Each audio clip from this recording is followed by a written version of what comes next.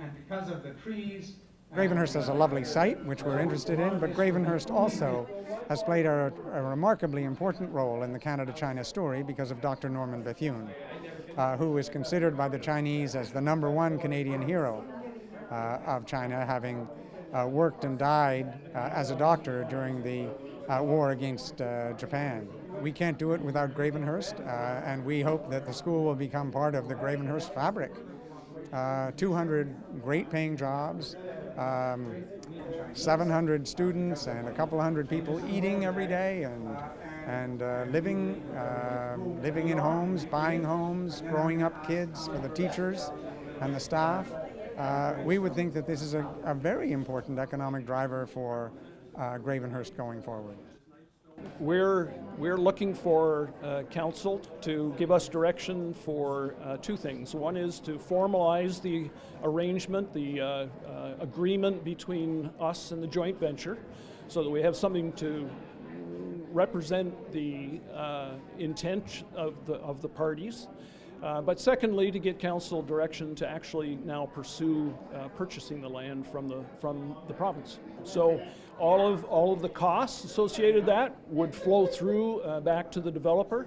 The town will facilitate it, but assume none of the cost and none of the risk.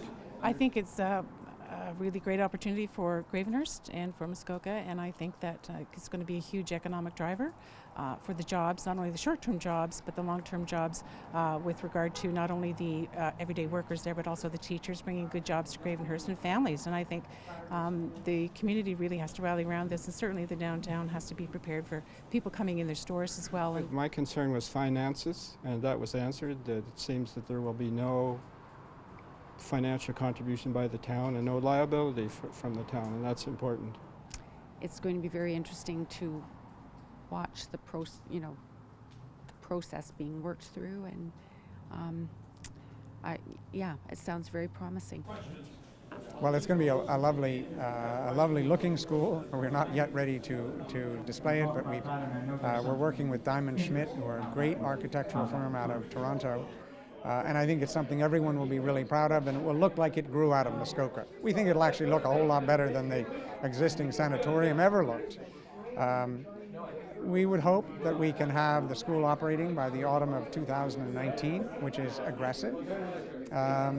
All of the buildings might not be built by that time, but certainly the building of enough to start the school. We can't start the school with all of the students, because when they start, they have to start in the first year of high school. So it'll take us 3 or 4 years of operation before we have a full complement of students.